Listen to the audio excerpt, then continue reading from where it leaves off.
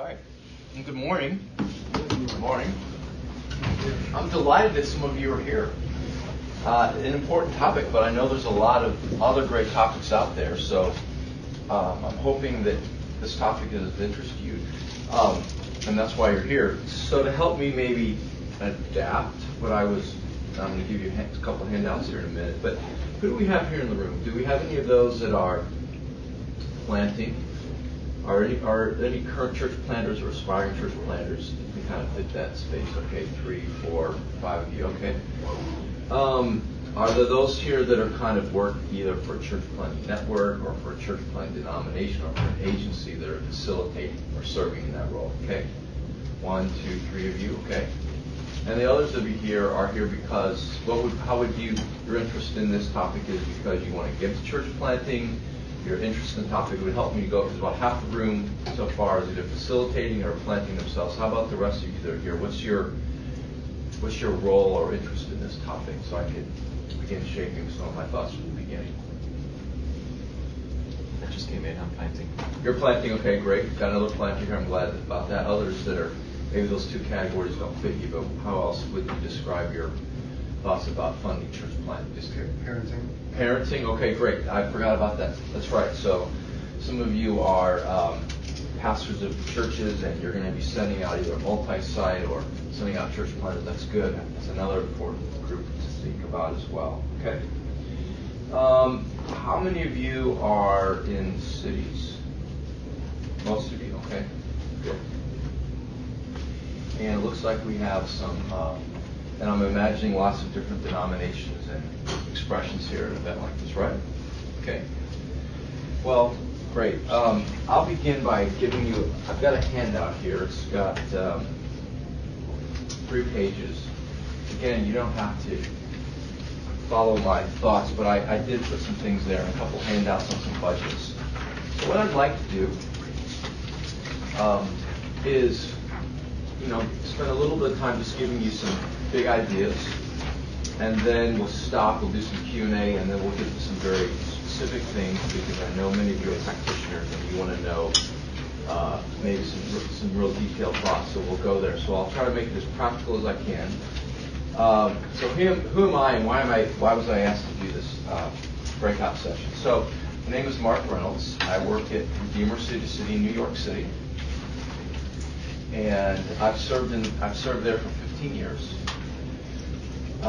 Primarily helping New York create an ecosystem, as it were, to serve church planters, and then helping other cities that are connected to city, helping them also do similar things. So for probably 15 years, I've been directly either facilitating, coaching, funding, all the things that you might think about with church planting across lots of expressions, denominations, financial models. I've seen a lot of it. And before that, I was a career missionary serving in Reynolds. So for about the last 20 years or so, I've given my life to serving leaders that are planting churches in cities. So, and done that in a lot of different contexts. So what I've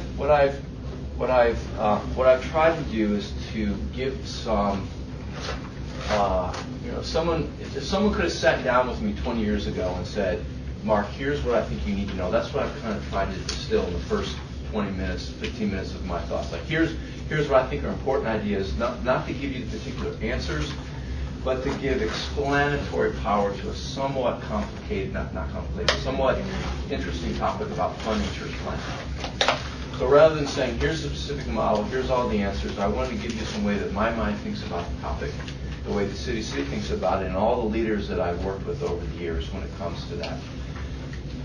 Because I don't know all the answers you're going to need for your particular context, but let me just give you some running thoughts that might frame the discussion. We'll get to some practical things along the way. So let me begin. So the topic is approaches to funding church planting, and both for those that are planters, those that work for church planting agencies, those that are daughtering churches. I'm thinking now of all of you that are in all those different kinds of roles.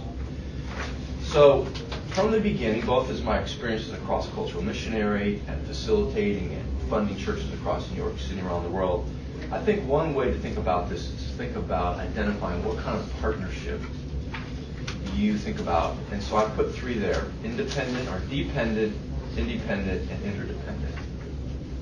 I mention that because whenever the topic of funding models comes up, there usually is a frame or experience that that planter or the funding agency or the mother church has about that relationship. So some of it's temperamental, some of it is our experience. Sometimes there's all kinds of themes that have shaped us. And so the dependent model is one in which the planter thinks just about their needs primarily, and it's often a very financially driven situation. So they're going to tend to say what you want to hear. Cross-cultural missionaries are facing this challenge all the time, where they're creating models and categories that puts the planter and that project in a very financially dependent place and can create long-term dependency.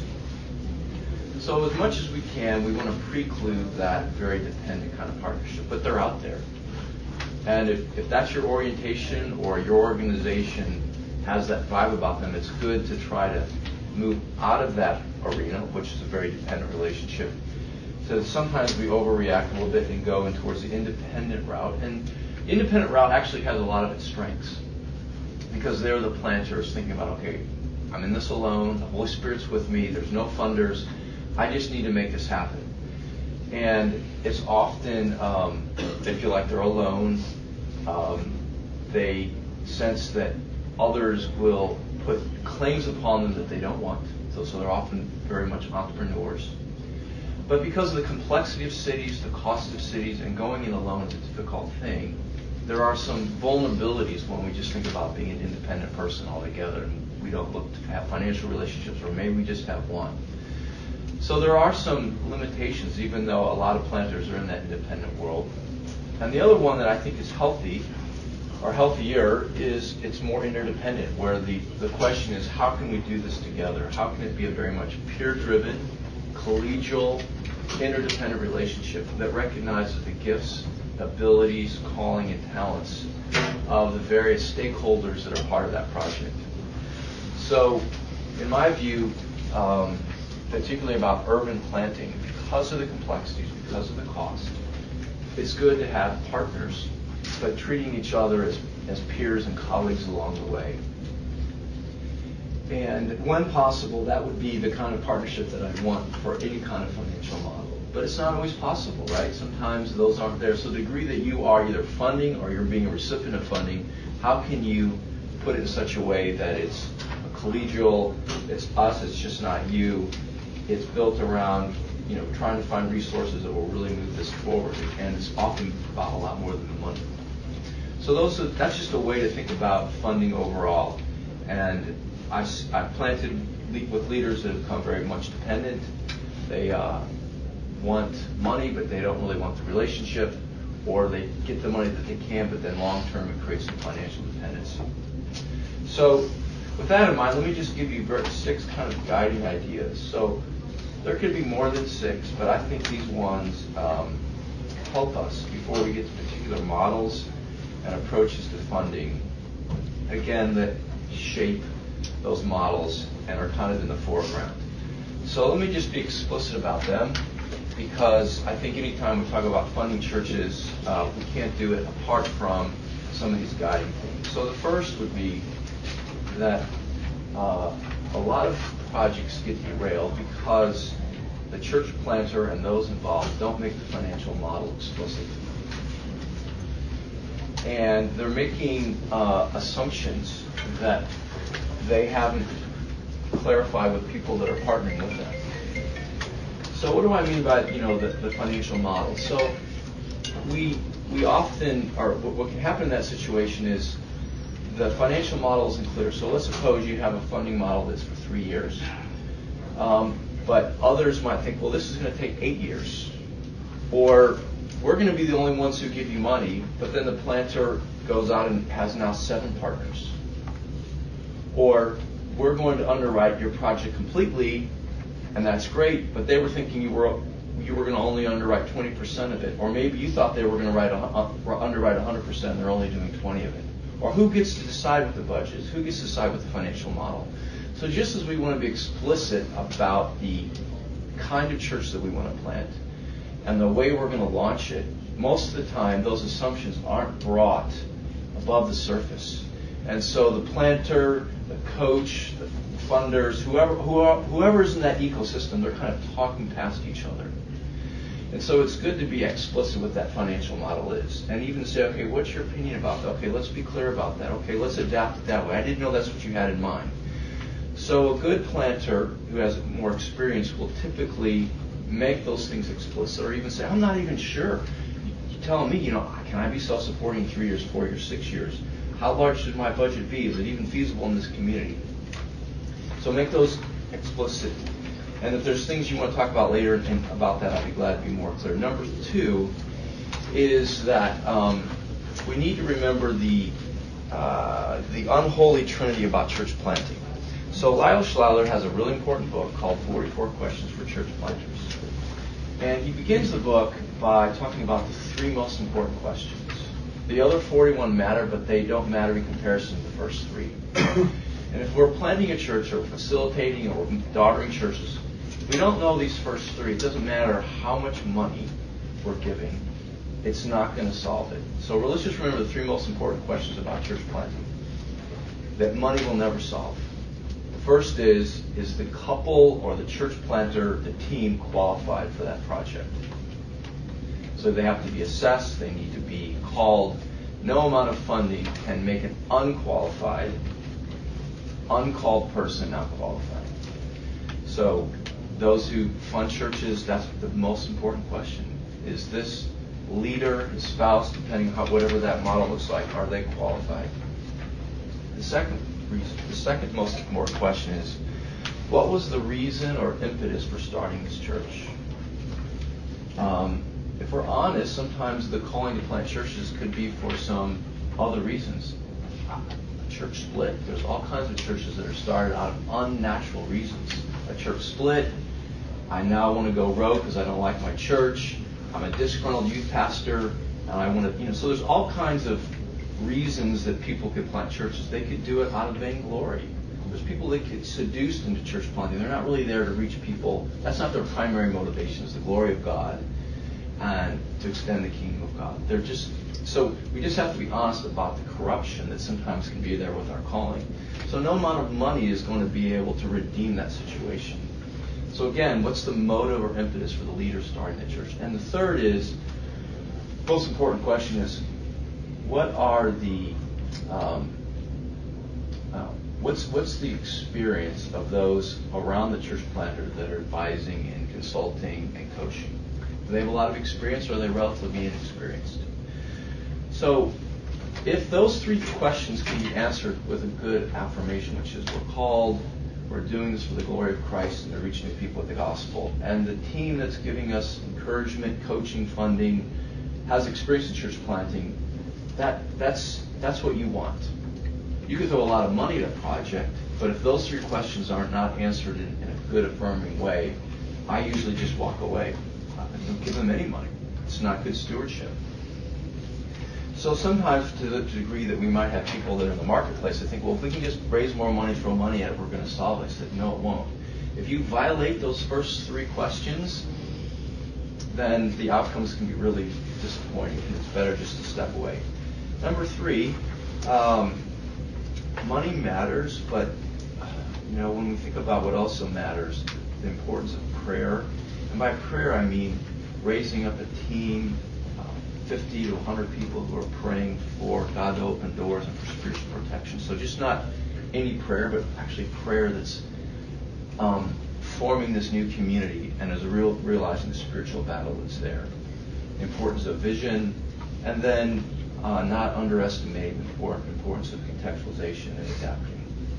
So leaders that just think, well, I'm going to plant in this city and I've got a lot of money to figure it out, who don't also realize the power and importance of thinking about the kind of church and how it's going to get started, and adapting and learning about their community, will have the wrong.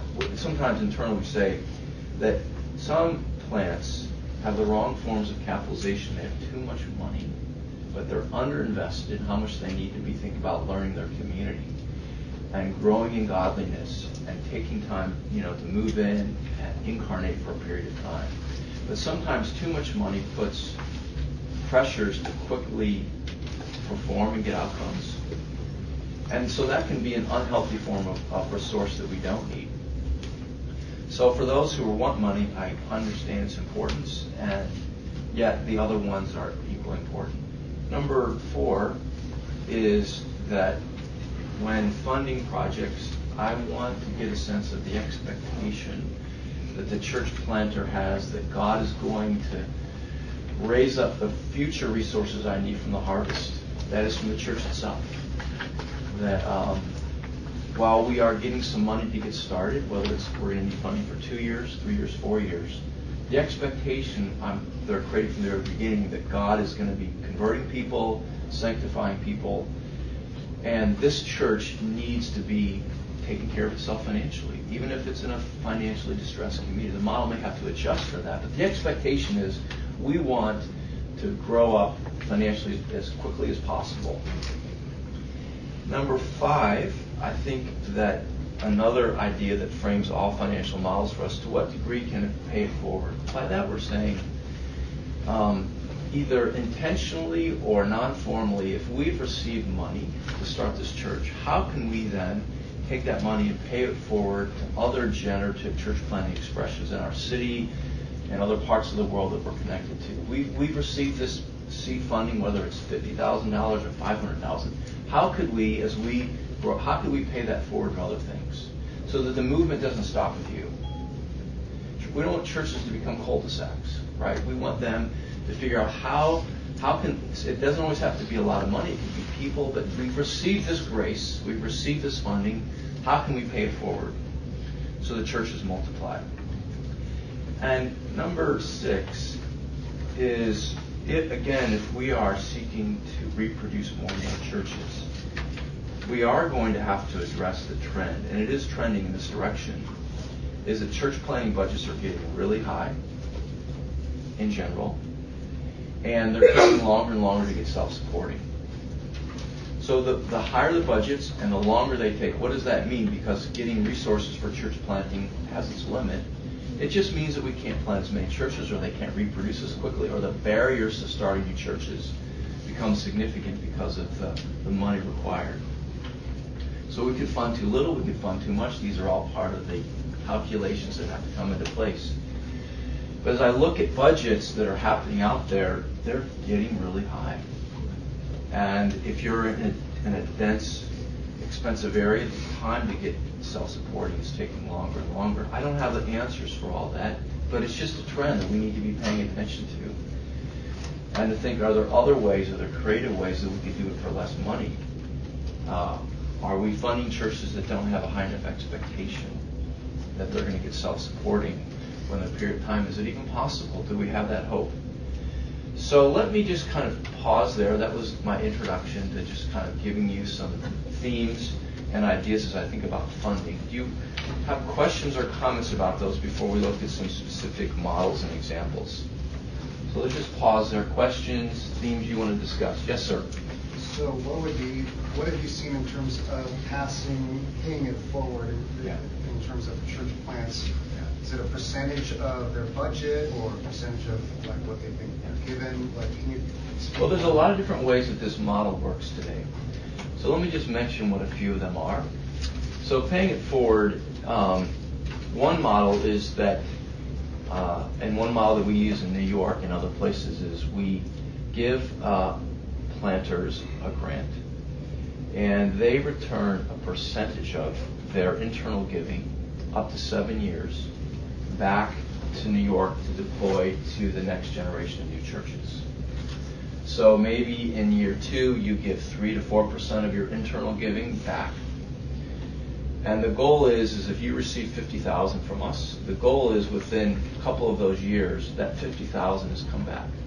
Now that's a more explicit plan, right? Where it's actually coming back to, as it were, a centralized fund that goes to the next generation of planters in New York. The goal there is to kind of keep that fund evergreen. It's always giving out money, but it's always receiving money back.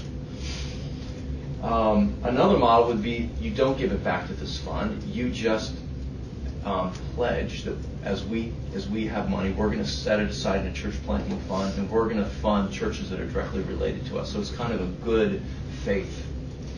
Or it could be a fixed amount. Denominations do this as well, but usually they're not paying it forward. They're paying it back to the denomination or the network, who could keep it for their administrative services, which is fine, or also use it for direct grants to church plants. So if you're part of some denominations, that might be 10% comes back, or a network, and half of that goes to the organization to pay for their centralized costs, and half of it could go to grants to new churches. But the point is, the money is leaving your hands and it's coming back to a central agency. And what we've done globally is that once we've given money, like let's say to a church plant in Europe, that money does not come back to New York. It actually stays in Europe. And the Europeans decide, this small circle of leaders, of where that money, so if a church is going to help a church in Frankfurt, it stays in Europe, and it actually goes to a fund in Amsterdam. And then the leaders in Europe then decide where does that pool of resources go to the next set of churches in Europe. And usually that church that's given that money, that church in Frankfurt, is usually speaking into that situation and saying, hey, we'd like to go to a daughter church that we're starting, or we have a friend who's starting a church in Berlin. Could we earmark some of that money? So there's all different ways to do it. Others, it's not even explicit. We're part of a church planting network. The expectation is we help fund you, and you're going to fund the next. We're not going to name the amounts, but we're just going to try to do that. Yes, sir. Thank you for your explanation. All those three introductions. Yeah. I would like to answer all those three questions that you have. The reason for church planting and whatever. My name is Wilfredo. I have a ministry for life ministry. I have in my own ministry helping those people who are hungry with the word of gospel. So I've been supporting all those people in the Philippines. I'm Filipino. Yes. So I've been putting my trust. I've been supporting all my people there with my own. That's why I'm interested in the reason why to attend your class. Yeah. So that's the reason why. And what is the motivation? Well, that's a good question.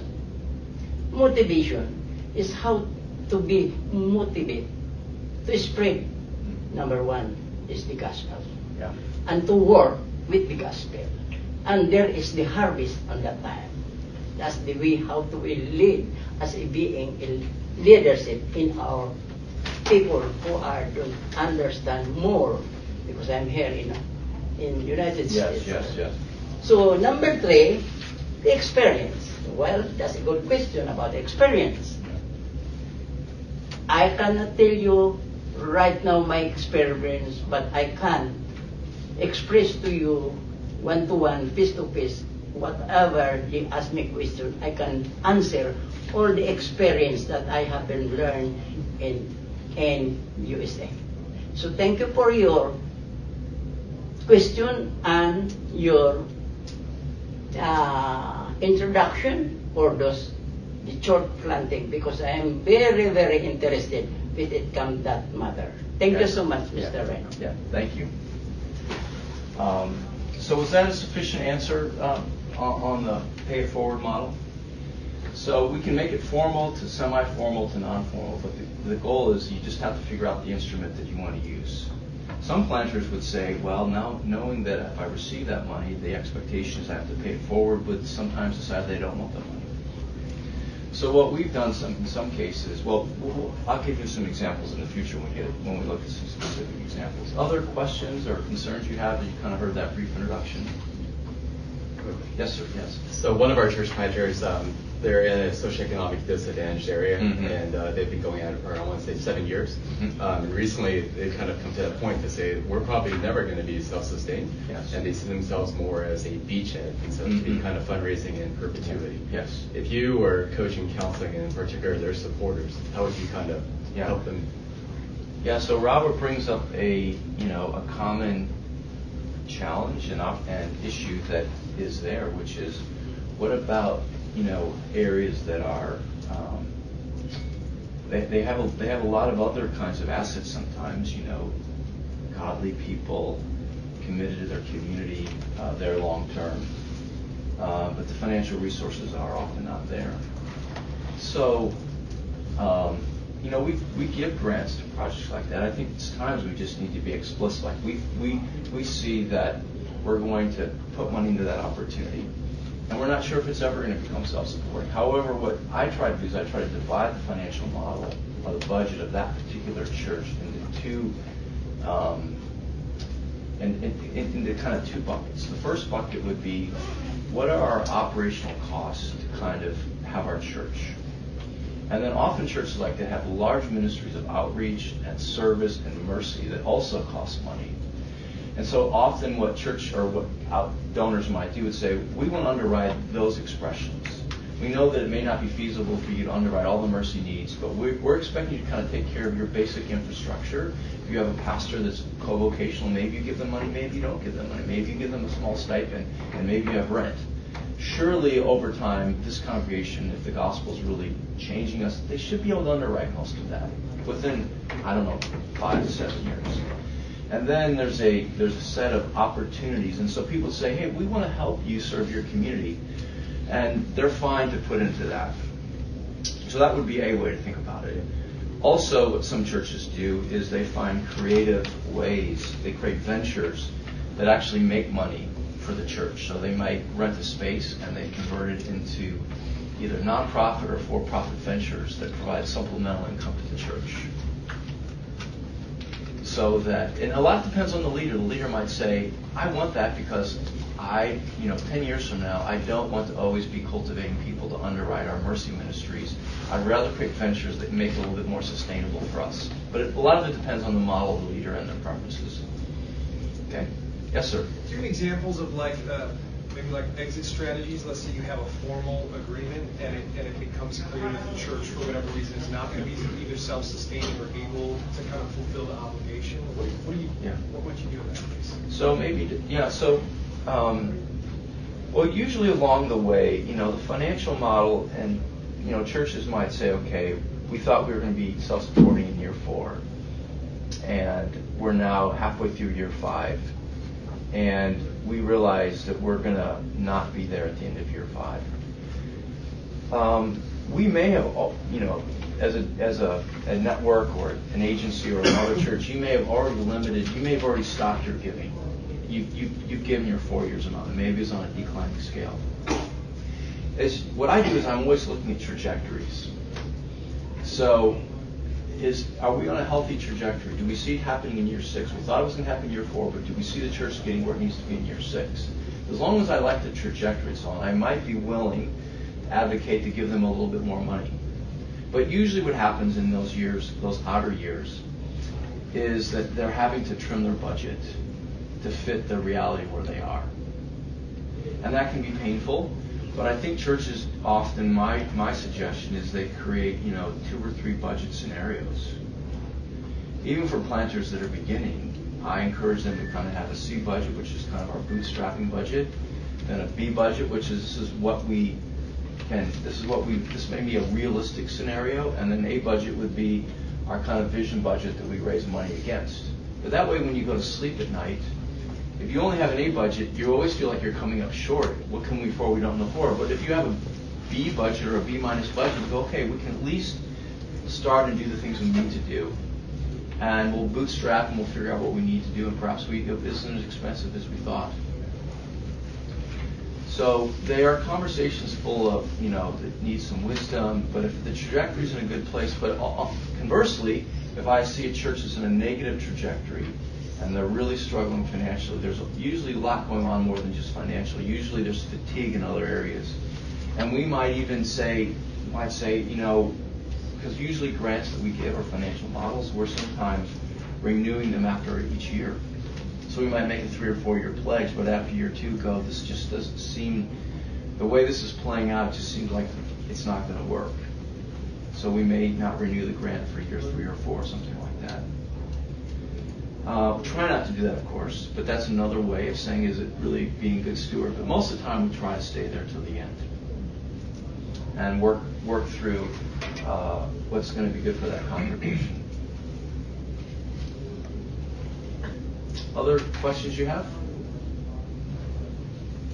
Okay. Well, maybe some more will arise.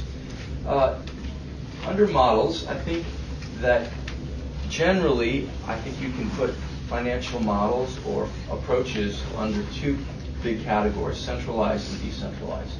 So a centralized model, and there's strengths and weaknesses of both. So a centralized model means that essentially there's another source centrally that underwrites all that you need. So if you are a large mother church and you're going to send out a daughter church planter, you may source that fully from your church budget to that new congregation. Or you might be a denomination and you plant a church with that denomination. They have an entire resource that they can give to you. And the planter doesn't really go out and raise the money, right? They have to maybe advocate for it, apply to it. So money's pooled. So that's a centralized model. What are the strengths of that? Well, one of the strengths of it is that if you have qualified people, you can fully underwrite them, and they can go and begin that congregation, right? It allows you to have a little bit more control of the relationship if that's important to you, because you're giving a lot of that money. It allows the planner not to have to spend that time raising the money if they can get started. And one of the downsides of it is actually you can't leverage your money as well because it's just one source. So the planter or the church planting couple, they may have the ability to go out and raise more money that they may need. So actually, instead of giving them $200,000, maybe you just give them $100,000 and they go out and match it somewhere else. And also lets you kind of see, are they self-starters? Can they raise money that they need to, and can they advocate for it? So a centralized model is usually helpful, but it's going to probably limit the number of churches that you plant. But I see it happening where churches or a network of churches pool their resources together, they raise up leaders, and they underwrite a lot of their budget, or either all of it or quite a bit of it, or it's underwritten by a mother church, or an organization or a foundation will underwrite that, and they'll have, okay, here's a grant for $200,000, we're going to give it to you over 4 years. And the planter is very thankful, and it's very much a close relationship. And that's not usually the world that many people are in that are planting churches in cities, but it is there. Most of the time, they're trying to find their sources from lots of different places. They may have someone who underwrites 30% of their budget, but it becomes less and less common today. And those even who have centralized funding are often in a hybrid situation where they might give 40% and expect you to underwrite the other 60% or to match what they get. So that's kind of the centralized. Decentralized is how people who work, like for example, who are on staff with Crew.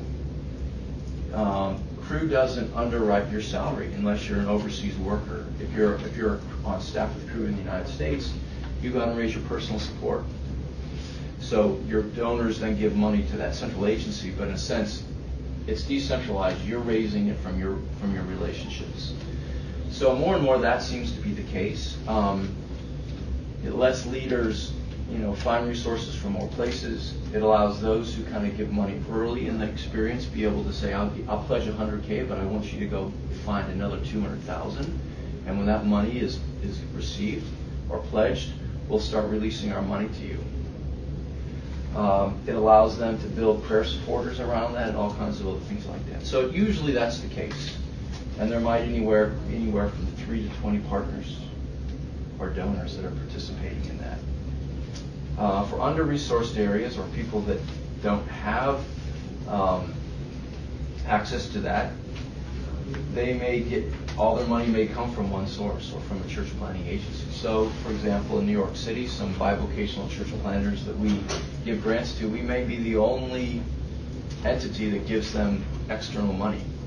They would like it from other sources, but sometimes because of culture and dynamics and relationships, they just don't know the people that can give them that money. So that's what, yes. Oh, over here. Yeah. So, I work for an organization, we fund immigrants and urban city church planners. We have some suburban churches that want to give. The overwhelming thought that we keep hearing are they not communicating clearly is return of investment. And so that's one of the things, other suburban churches, you give them one time, they can support themselves within that first 3 years. These some urban churches will not have a return on investment. So what would be some other initiatives for them to partner and get other? So, are you referring to the suburban church? How other ways they could partner? Or are you referring to the churches themselves that you're The funding? suburban church. Yeah. Well, I do think that there still is a impact and return. It just, I think we have to help define and understand what what that looks like. So part of it, as I said, we need to be explicit about the financial model. I think we need to be explicit about what are reasonable expectations, and what does it mean to have an interdependent partnership with an immigrant church or some of those that might be in financially distressed areas, and not act in paternalistic ways towards them, right? So when people have money, it becomes a form of power, and people want the money, but then they can feel like they're in a dependent relationship with that source of money. So how can it be life-giving? And I think part of it is being clear on, okay, it's going to take us 7 years, and we're going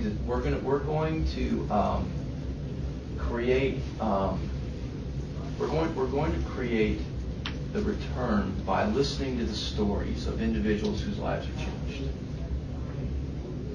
So that's how we're going to start. We're going to hear the stories of people who have come to this church, their lives have been changed, and we're going to talk about the disciples that have come to faith and people whose lives are being changed.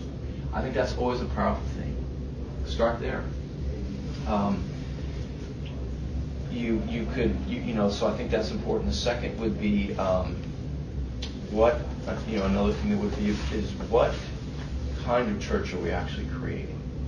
Are we creating a church that is just an expression of that pastor's public ministry platform, or was he actually creating a church that raises up leaders, even though it could take a long time? So a lot of planters and pastors create churches that are just a platform for their public ministry. And you've maybe worshipped before, like this is just a platform for this guy to teach. He's threatened by other leaders. He doesn't raise up leaders.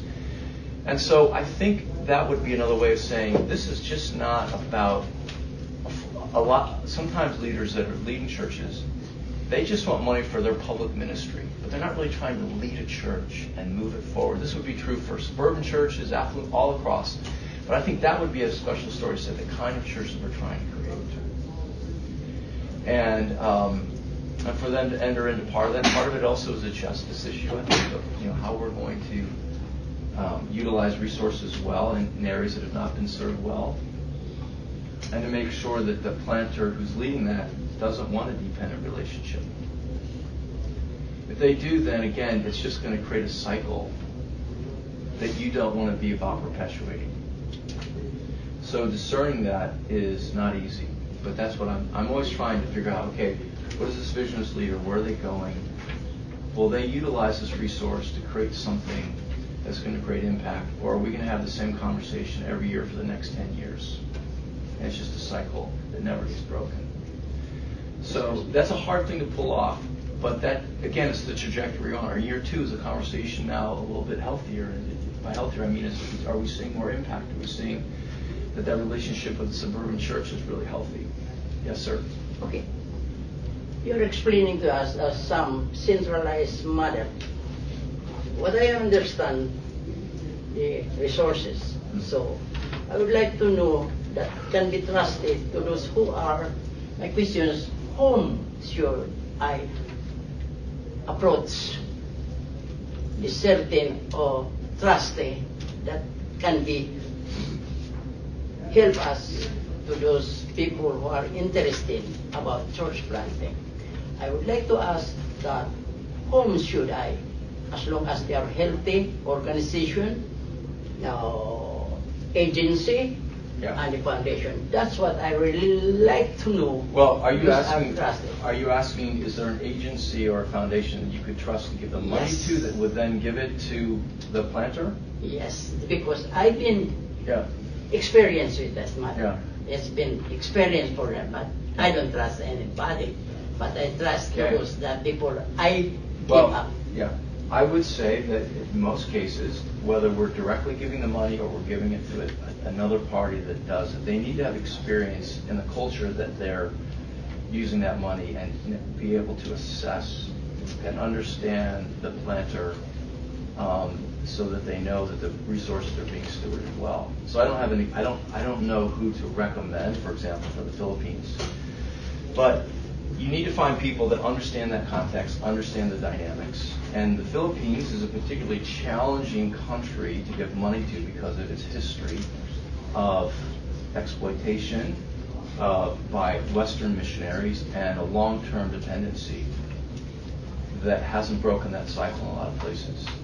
So that country, as well as some other countries, have unique challenges that have to be thought through and given to leaders that have a vision for creating sustainable models and not just keep coming back for the money. Okay? Thank you. Yes, sir, in the back. Yeah. So our situation is kind of unique. I'm a part of a church plant 7 years ago in Chicago in a poor neighborhood. And the planter, looking at your questions, I would say he was a disgruntled youth pastor.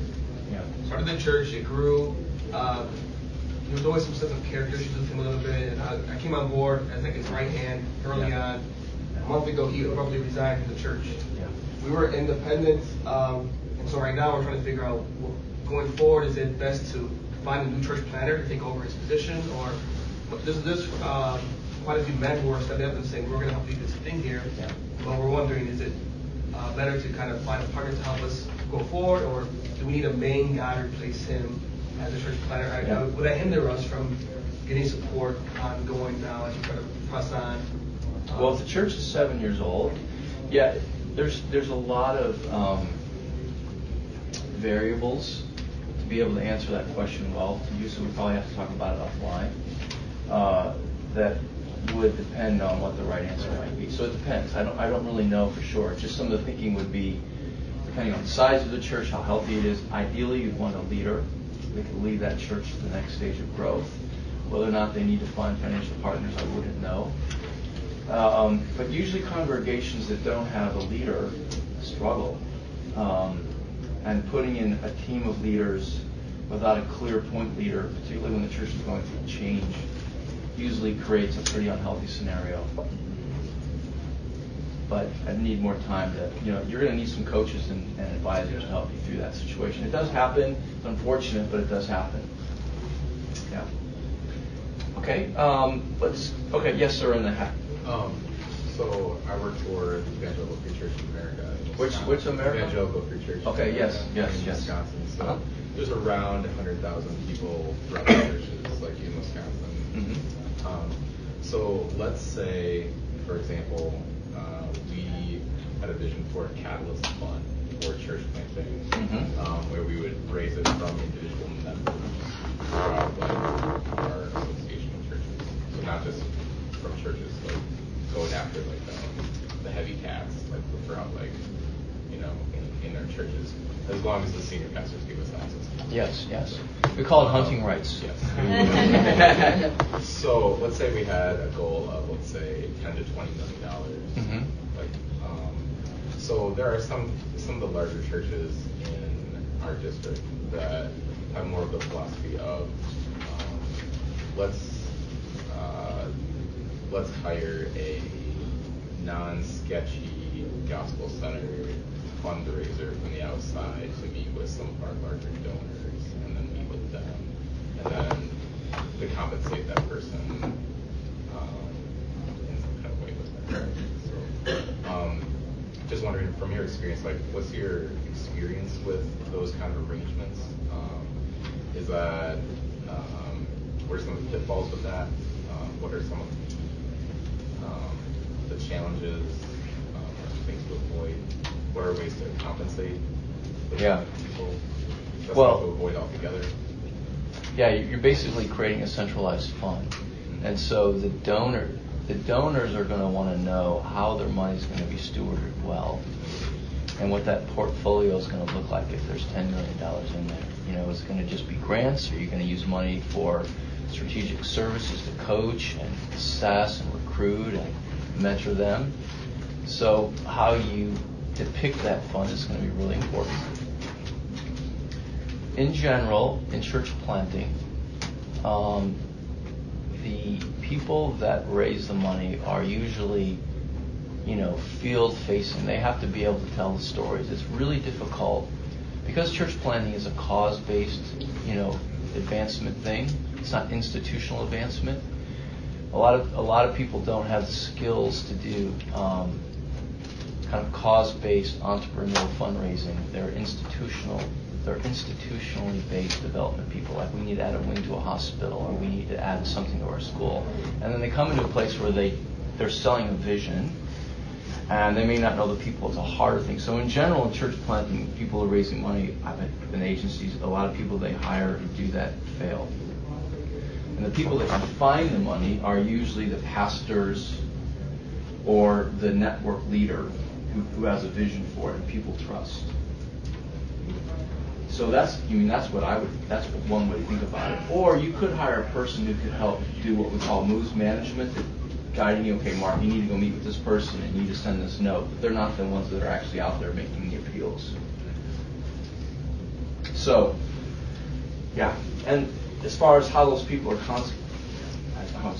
how they are compensated is there is a code of ethics for professional fundraisers, and usually they aren't to be compensated on a percentage of what they earn. They're supposed to get a flat fee, or you can then give them merit increases if they get their, that they raise that $5 million, for example. You can give them some extra money. So if they know the industry, they'll kind of know what they should and shouldn't be able to do.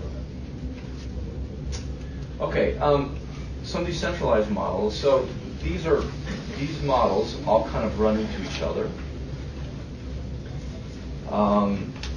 And so my point is that being co-vocational might have other elements to some of the other models. But the most common one is the very first one, is that church planters are raising their external support from various sources, underwrite their budget over 2 to 5 years. So they'll say, 5 years my budget is $800,000. I need $400,000 to come from the congregation, and I need to find $400,000 externally. And they go out and try to find that $400K. They may not find $400,000. They may find $200,000. What do? They trim their budget to kind of fit that reality. So that's still the most common model.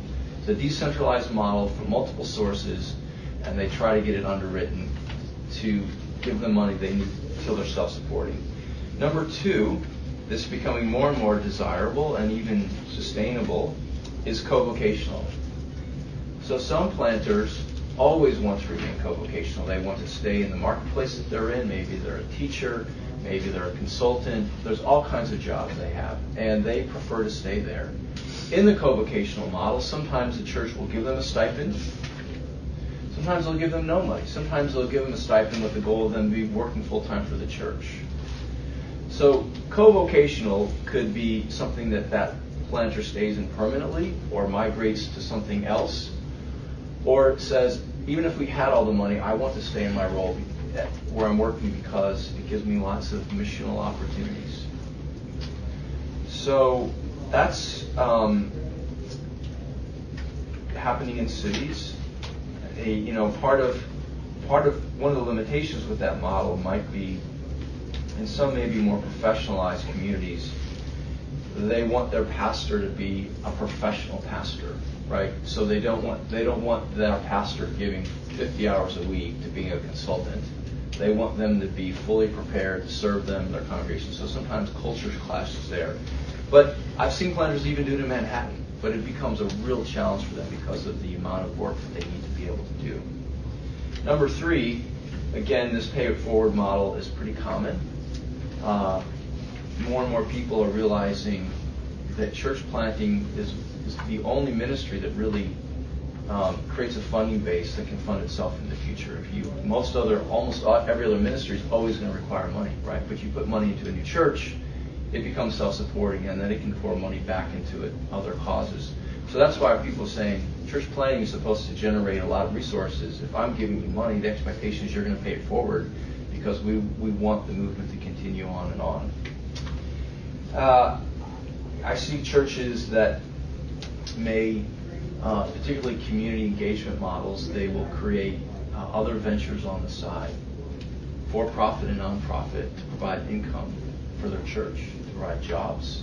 So they may rent out a big space, and the second floor might be a co-working space. It could be a school. It could be all kinds of things. Maybe the church doesn't necessarily run it, but they have a second organization that's like a parent organization that owns that asset and manages those resources, but then that organization plows that money back into the church or some of it. So I like that model.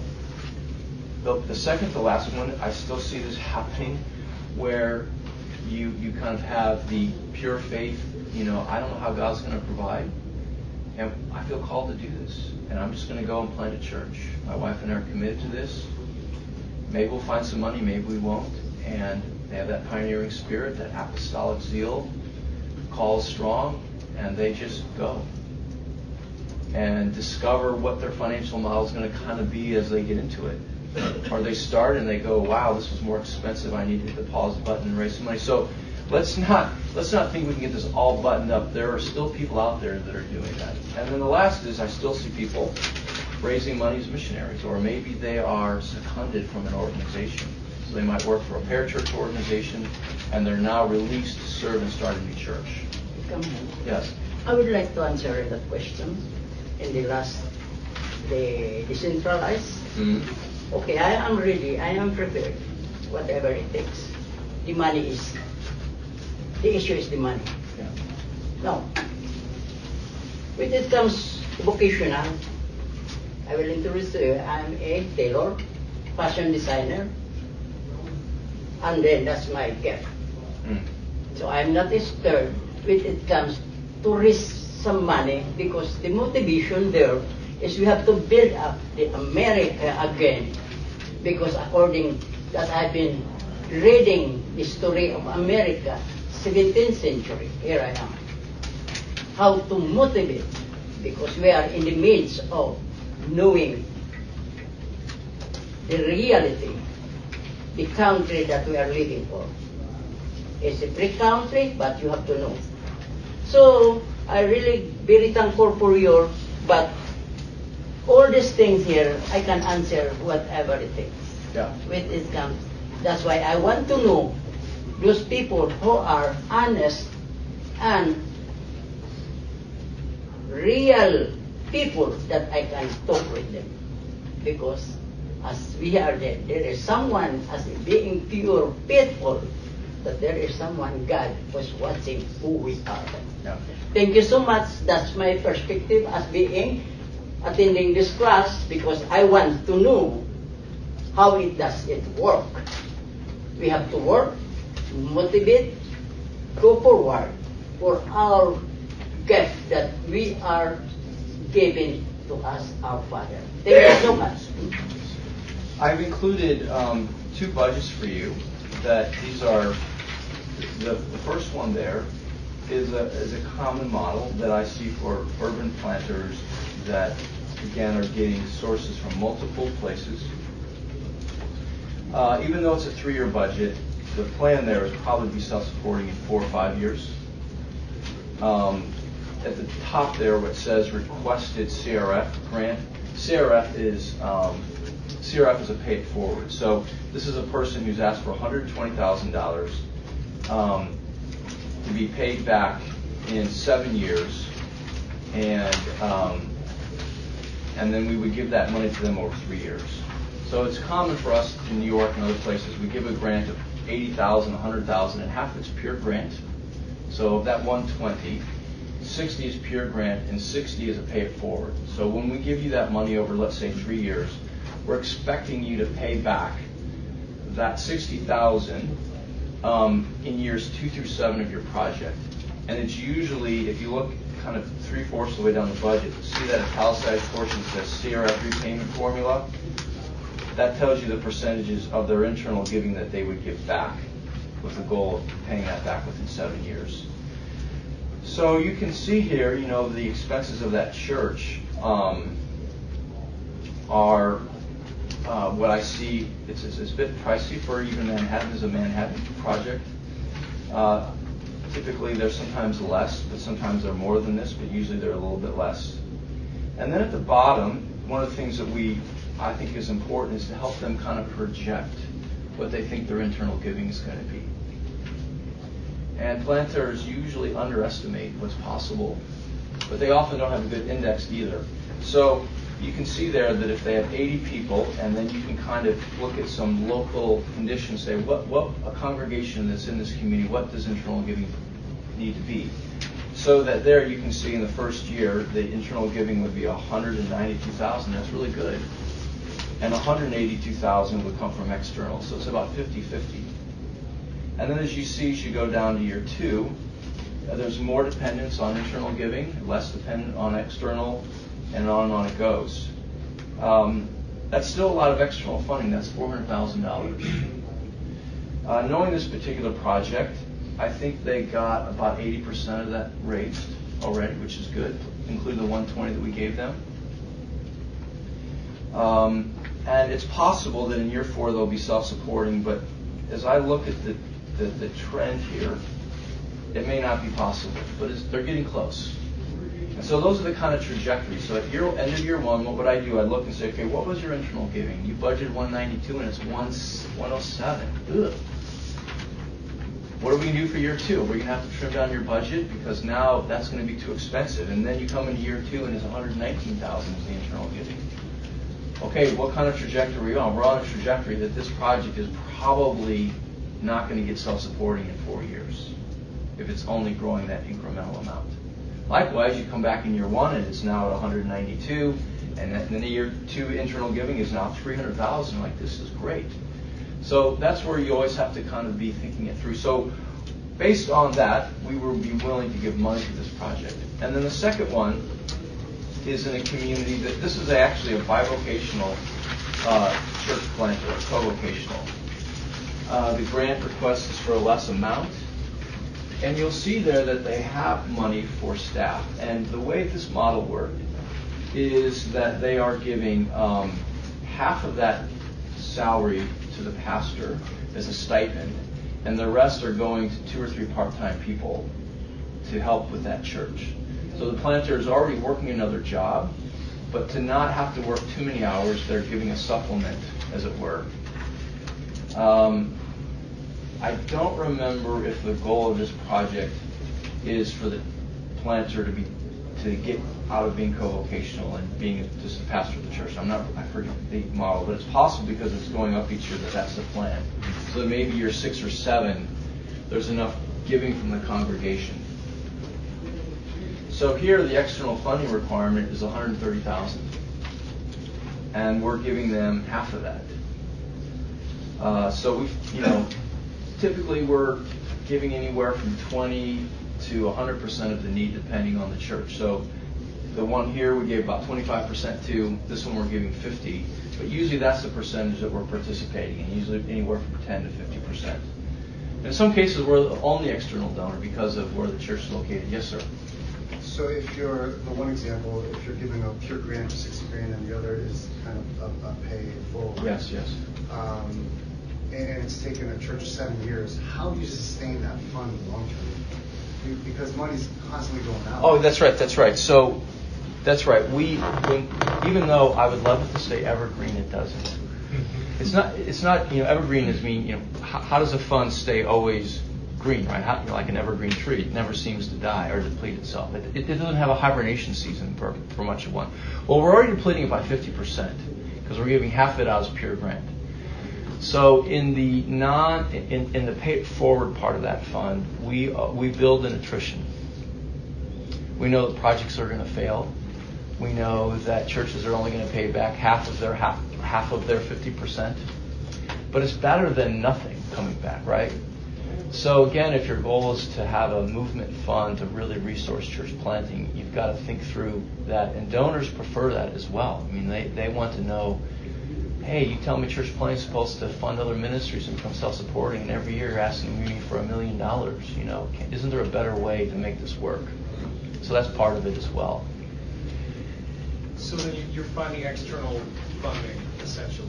Yes. To keep that fund. That's right. Yeah.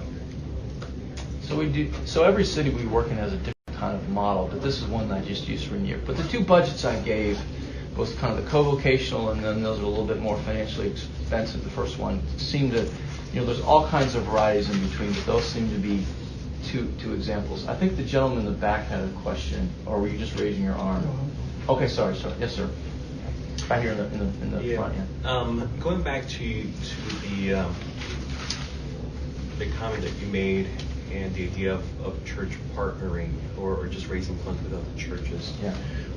Can you speak into some landmines that we need to avoid as church planters when seeking to approach perhaps a church for church partnership? You mentioned one early on in your talk about there being a dissimilarity between philosophy of ministry or some sorts. Obviously, doctrinal would be one. Yes. What would be some other? Well, I think the first is to identify and be clear. We want to have an interdependent relationship here. I don't want to do this independent from you, and I don't want to be dependent. That's not healthy for you. It's not healthy for me. So if we're committed to having this true partnership, this is the way we need. So you're framing it that way. Then what you want to do is what is the church's expectation of that partnership? Are they, you just have to define that relationship with them. Are they expecting you to do certain things? I'd want to be clear about that. Are they wanting to brand you in a certain way? So this is where you want to be clear. Sometimes money comes attached with a lot of expectations. Sometimes it doesn't. I know churches that fund churches that receive money from large churches throughout the South and Midwest, and they want to send their teams to their churches and overwhelm them. And so they have to be clear, this isn't going to work. You can send one team here once a year for a couple of days, and it's a vision trip. By the way, it's past 11:30, so if you like, please go if you'd like to. I don't want you to feel like you have to continue to stay. But that would be one of them, just defining that relationship. Excellent, thanks. And what kind of experience do they have partnering with other people? So I would just size up every opportunity and be explicit as you can. Here's my financial model. Here's the church that I'm trying to do. Can we talk about this? I'll linger up here if there's any outstanding questions. Thank you so much for being here.